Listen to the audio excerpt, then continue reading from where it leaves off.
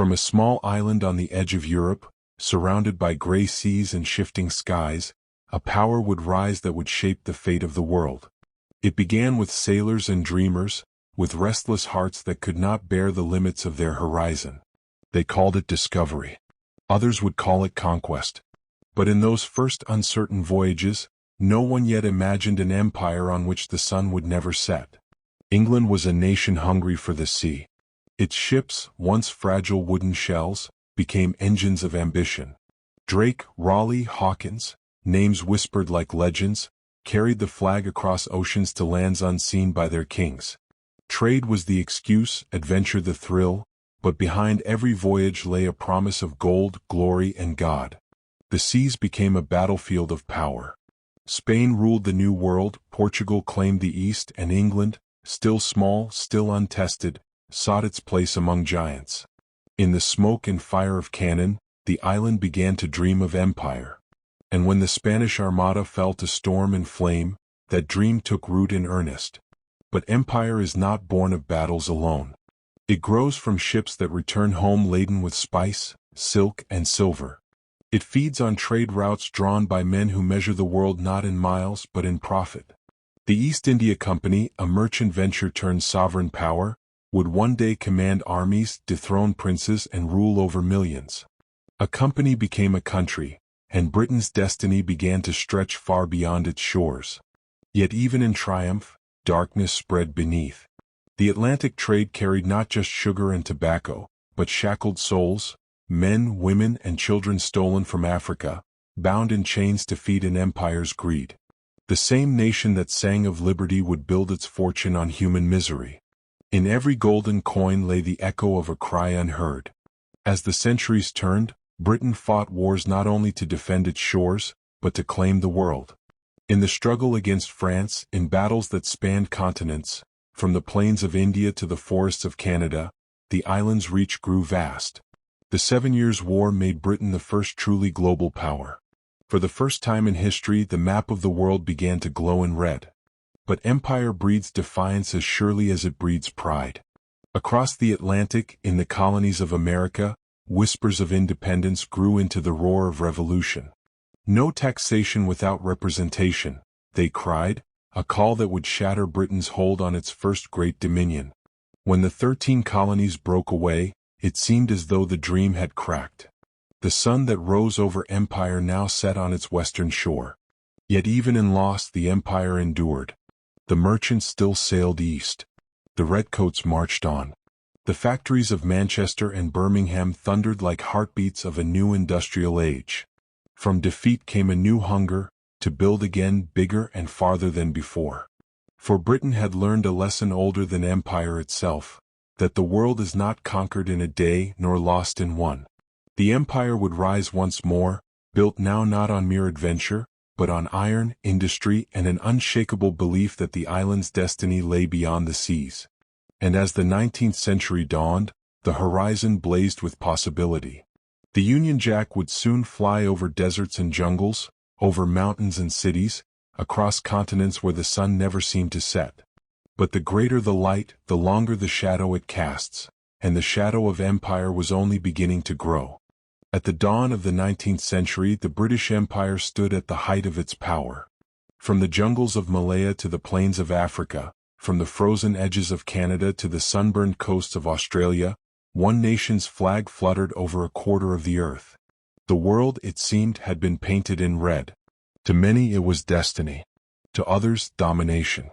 The island that once trembled before the navies of Europe now ruled the seas. Steamships carried not just goods but ideas, language, and law. The rhythms of Britain's industry pulsed through distant lands, where trains thundered across deserts and telegraph lines carried the heartbeat of empire from London to Calcutta. At home, the Victorians called it the Age of Progress. Queen Victoria herself, the Empress of India, became the living symbol of an empire so vast that, as her subjects proudly said, the sun never set upon it. There was pride, pageantry, and purpose, a belief that Britain was not just ruling the world but improving it. They spoke of civilization, of moral duty, of the so-called white man's burden. But beneath the grandeur lay a quieter truth.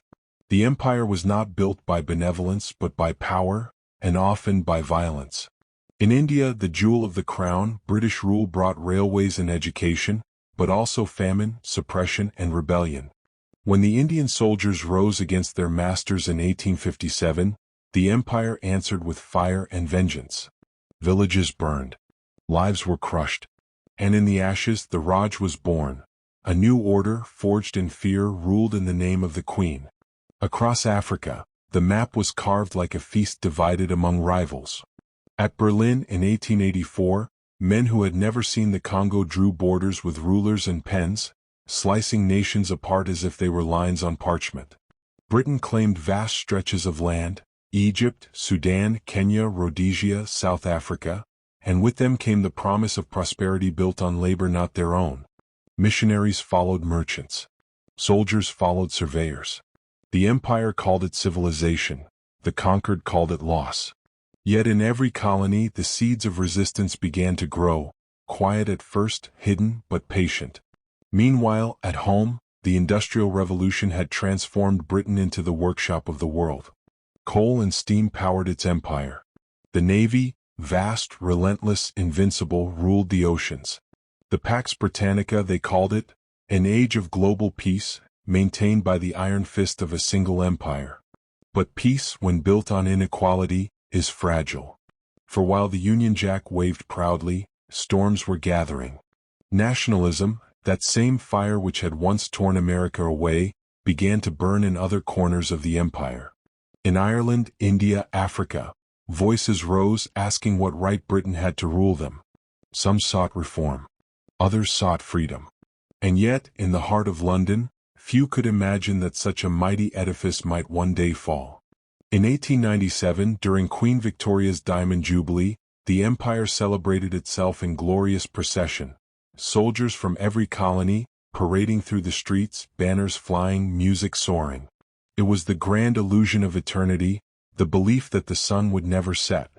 But all empires, no matter how vast, carry within them the shadow of their own end. Beyond the parades and the pride, the 20th century waited, and with it, the wars that would test every empire's soul. Soon the cannons of Europe would roar. The world would be consumed by fire. And the empire that once ruled the seas would learn that the greatest battles are not fought across oceans, but within the hearts of men who dream of freedom. The 20th century dawned not with peace, but with tension. The empire that once stood untouchable was beginning to tremble beneath its own weight. Across the seas, new powers rose, and within the colonies, old wounds began to burn. The world was changing, and Britain could not stop it. When the Great War came in 1914, the empire answered the call. From Canada and India, from Africa and Australia, men marched under the same flag, fighting for a cause that was not always their own. In the mud of Flanders and the deserts of the Middle East, their blood mingled with that of British soldiers. A reminder that this empire was not just an island's pride, but a web of lives bound together by duty and by hope. The war ended, but peace brought no rest. The empire emerged victorious, yet weary, richer in land, poorer in spirit. The cost of glory was counted in graves. And as the guns fell silent, the whisper of independence began to grow louder. In India, a thin man in homespun cloth preached a new kind of rebellion, not with weapons but with will. Gandhi's voice rose against an empire that claimed to stand for liberty abroad while denying it at home. Still, the rulers in London believed the empire eternal. They could not see that history had already turned against them. Then came 1939. Another war, greater, deadlier, more consuming than the last. Once more Britain called upon its colonies, and once more they came. Soldiers from across the world fought in deserts, jungles, and skies, united not by empire but by survival. When victory came in 1945, it was a victory shared, and yet the old order was gone. The war had bled Britain dry. Its cities lay in ruins, its treasury empty. The world it had ruled now demanded something new: freedom. In 1947, India won her independence, and with her, the empire's heart was torn in two. The partition came with pain and blood, millions displaced, millions dead, and the Union Jack came down over Delhi for the last time. The jewel of the crown was gone. From Africa to the Caribbean, from the Middle East to the Pacific, the same cry echoed: freedom, self-rule, independence. Some nations gained it through negotiation, others through struggle. The empire that had taken centuries to build began to unravel in decades. In 1956, at Suez, Britain made one last attempt to prove it still mattered, a desperate gesture to hold on to the past. But the world had moved on. The United States and the Soviet Union had become the new giants. Britain's illusion of supremacy crumbled under global pressure. The empire was finished. And yet, from its end came something unexpected. Out of the ashes of conquest rose a new vision: the Commonwealth, a gathering not of subjects but of nations once ruled, now free. They shared a history both proud and painful, bound not by empire but by memory. Today the sun does indeed set over the British Isles as it does everywhere. But its light lingers, in language, in law, in culture, in the quiet threads that tie distant nations to one another. The empire is gone, but its shadow stretches still, across continents, across hearts, across time itself. History remembers its kings and conquerors, but it also remembers those who resisted, who dreamed, who endured. For empire, like the tides, rises and falls, but humanity endures. From that small island on the edge of Europe came a force that changed the world. It built railways and nations, drew borders and broke lives. It was cruel and magnificent, visionary and blind. And though its sun has long since set, its story remains, a reminder that power, no matter how vast, is never forever.